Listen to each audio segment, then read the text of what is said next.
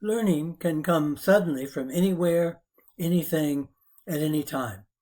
I recently had an encounter with swans that reinforced for me 6 fundamental principles of qualitative inquiry that I'll share in this video with the swans. So we're going to look at a comparison of 2 iconic swan archetypes in order to illuminate 6 basic principles of qualitative inquiry. I've long had an interest in the relationship between humans and nature in the context of the global emergency, the climate emergency. The human's relationship with nature, with the natural world, is very much problematic. There are good things happening with people working on regenerative habitat for animals and regenerative agriculture, but we continue to heat the climate in ways that threaten the future of humanity. And so the first principle of qualitative inquiry is to sample purposefully, select cases to illuminate your inquiry interest and purpose. And so in this case, I'm going to look at the way in which humans' relationship with swans illuminate both the climate crisis and ways of human beings can react in a positive manner to restore a healthy and thriving relationship between humans and nature, between animals and the natural world and ourselves. We're going to look at the comparison of trumpeter swans and mute swans. And I'll tell you as we go along how this comparison emerged. So I'm sampling 2 species of swans to illuminate both their differences and their similarities and the insights that they generate about our relationship, our human relationship to the animal world.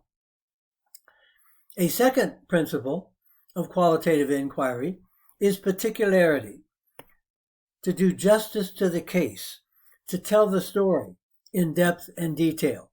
And so what this would involve, and does involve, is learning about both the trumpeter swan and the mute swan. I'm just going to outline what that kind of particularity, in-depth casework, it would involve. Trumpeter swans weigh up to 35 pounds and stand up to 4 feet tall with a wingspread approaching 8 feet. They are the largest of the birds in North America. Subsistence use of swans as food by Native Americans would have occurred for thousands of years without diminishing the species. But European fur trappers and settlers in North America hunted swans not only for meat, but also for swan skins and swan's down. The bird's long wing feathers made popular riding quills. Not only hunting, but loss of habitat through settlement came to threaten the swans. The name trumpeter swan comes from the calls that can be heard over a half-mile away. The loud call is made possible by a loop of windpipe inside the breastbone. This extra long trachea is, in effect, a nearly 3-foot-long trumpet, using the human metaphor, stretching from lungs to bill.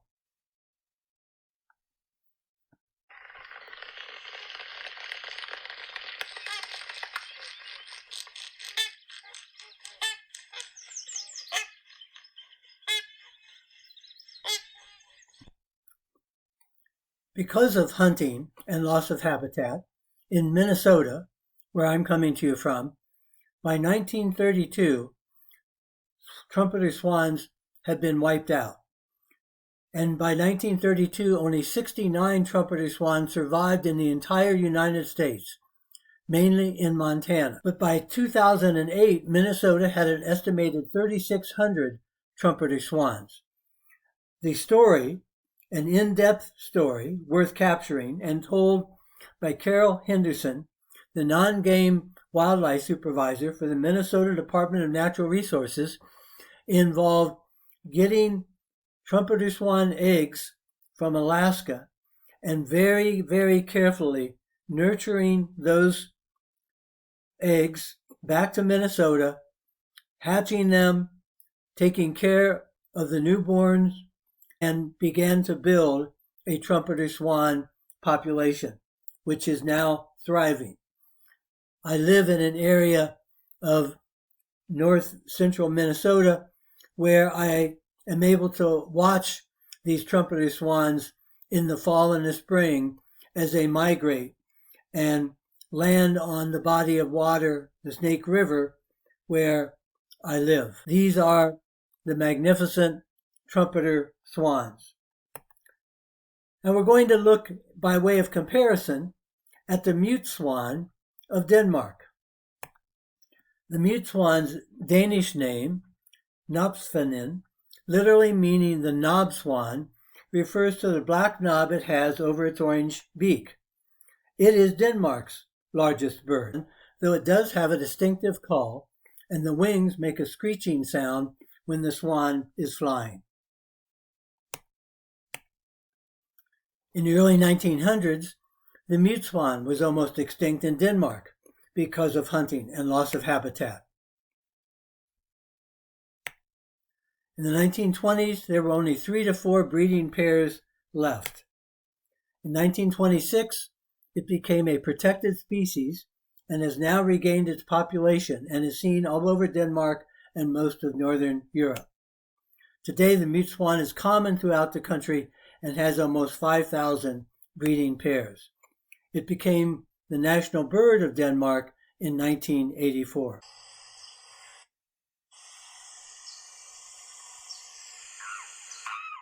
Which brings us to the third principle, compare and contrast. And remember, the second principle is to do justice to the case. One of the mistakes commonly made by new researchers and evaluators using qualitative methods is they're so anxious to get to the thematic analysis, the pattern analysis, comparing and contrasting cases that they don't do justice to the case. So the data begins with sample selection. What are the cases? The second principle is to do justice to the cases by knowing each case well, describing that case in depth. Then we're ready to compare and contrast cases. So let's compare and contrast the trumpeter swan and the mute swan and look at how they both have similarities and differences. Clearly, some visual differences. Both are migratory birds. Both were hunted to near extinction in the 19th century, one in Europe, one in North America. Both became protected species. Both benefited from focused and dedicated efforts to support regeneration and sustainability. Both species are now thriving. One is renowned for its trumpeter sound, the other for being mute, but heralded by the sound of its massive wings flapping, and both inspired children's stories. Hans Christian Andersen's Ugly Duckling is the story of a swan raised by geese that doesn't know that it's a beautiful swan. And that story is credited in part with the mute swan becoming the national bird of Denmark. E.B. White wrote a wonderful children's story called The Trumpet of the Swan, about a young swan that was not able to make a trumpeter sound and actually learned to play a trumpet. Both examples of how we humans anthropomorphize, may give human characteristics to animals, and much to be learned about our proclivities in that regard from the swans. The fourth principle is reflexivity. Position yourself in relation to the subject of the inquiry. For 50 years, I've been writing about qualitative research and evaluation methods. The fourth edition of that book came out in 2015. And I'm often asked about what these basic principles are. As noted, I'm in Minnesota, where I can observe these beautiful birds migrating. Craig Blacklock, one of the major nature photographers in Minnesota, has captured beautiful photographs of trumpeter swans in this area. This is an example of one of his photographs. In June 2022, I had the opportunity to do a professional development workshop on blue marble evaluation, which is about looking at the relationship between humans and nature and the need to transform systems if we're going to survive as a species in light of our changing environment. And in that conference, I was struck from the beginning that the mute swan is featured in the posters for the conference. You see them here on the poster announcing the conference. Evaluation at a watershed, actions and shifting paradigms for challenging times. Here is Tom Ling, the European Evaluation Society president, opening the conference. And you see the swan in the upper right-hand corner of his PowerPoint presentations. Throughout the conference, the mute swans were a presence in a way, at least for me, because they were there throughout the presentations, the plenary sessions, as people looked at what was going on in evaluation. So reflexivity involves my elaborating my relationship with these beautiful swans, both in my homeland and at this conference, and thinking about the connections between them. And I actually made a presentation that was generated by those comparisons, which brings us to the fifth principle: drawing conclusions, spotlighting patterns, identifying themes, and extrapolating lessons as appropriate and relevant to your focus of inquiry. So let's look at 8 lessons offered by a comparison of trumpeter and mute swans. First, resilience is multidimensional, multifaceted, multidisciplinary, resulting in impact multiples, meaning that moving from near extinction to a thriving population of both trumpeter swans and mute swans has involved multiple actors taking on multiple supports to increase the numbers and thriving of the swans in both North America and in Europe. Resilience in those stories is complex, systems grounded, nonlinear, geometric, and fractal. And we could explore in our interpretation what each of these resilient dimensions means. Understanding and honoring our human nature interdependence is critical to the future of humanity. And the swan stories, moving from near extinction to thriving today, illuminates that interdependence. Understanding emerges from comparisons. Inquiry is basically comparative, comparing the past to the present, comparing different cases, comparing, in this case, different species. Our understanding emerges from comparisons. Vision matters. These stories involve visionary people working to reintroduce and support the swan populations. But vision requires execution. Behind these stories are hundreds of people who labored intensively to protect and enrich the environments and habitats of swans to their status today as a thriving species. Stories add the human dimension, both the stories of those people, the stories of the swans, and the children's stories that were generated by these magnificent birds. And finally, the swans offer a new qualitative principle. Let me explain. We've been looking at 5 basic principles so far, among the 6 that I want to feature in this video. I want to review those 5 which are traditional qualitative principles, but add, on behalf of and inspired by the Swans, a new qualitative inquiry principle. So we began with the principle of sampling purposely. Select cases to illuminate your inquiry interest and purpose. Be careful and thoughtful about your sample, because that's what you have something to say about. Particularity. Do justice to the cases. Study those cases and report them in depth and detail. Compare and contrast cases. That's how we do thematic and pattern analysis. Reflexivity. Position yourself in relation to the subject of the inquiry. I have the privilege of being in a place where I can observe the swans and engage in watching their migration and learning from them. Interpret. Draw conclusions, spotlight patterns, identify themes, and extrapolate lessons as appropriate and relevant to the focus of inquiry. These are standard qualitative inquiry principles. But the Swans have offered us a new qualitative principle. The sixth and final principle is the swan song principle. Close with a flourish. Leave an impression. A swan song is the final performance of an actor, singer, composer, poet, or the like.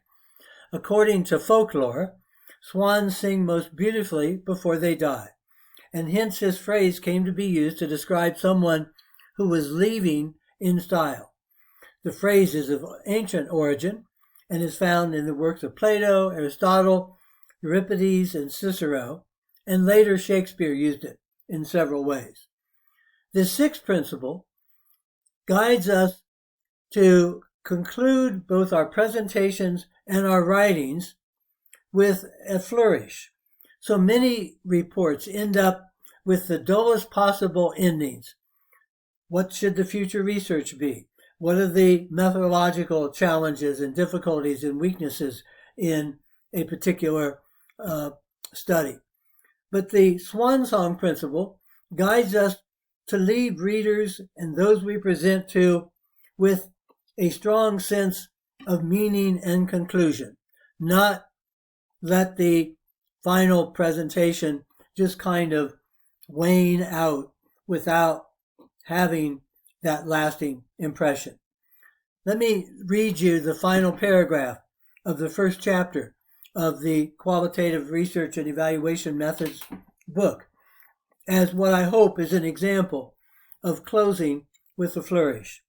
That final paragraph is a chapter that introduces the principles and strategies of qualitative methods with examples, and it concludes to the reader, start with what you want to produce and achieve, the outcomes and results you seek, and then work backwards to figure out the processes you must follow and what steps you must take to get to where you want to be at the end. It turns out, however, that the planned path and the path actually taken can be quite different as you navigate uncharted parts of the terrain and overcome unexpected obstacles along the way. Start to finish is rarely, if ever, a simple linear path. Be prepared for some major forks in the road, detours, emergent opportunities, disappointments, and thrills. For qualitative inquiry takes you into the world to experience and document the world, and the world being multidimensional, multi-layered, complex, dynamic, and enveloping will take you to places both planned and unplanned. It's an amazing journey because the world is an amazing place, offering much to discover, much to ponder, and much to understand. That's the closing of the first chapter. It's an invitation to be open, to learn, to follow the process, just as I found myself reflecting on trumpeter swans and mute swans unexpectedly at the European Evaluation Society meeting. And I leave you with the birds in flight. and invite you to join them in observing the world and doing whatever you can, wherever you are, to regenerate for our future.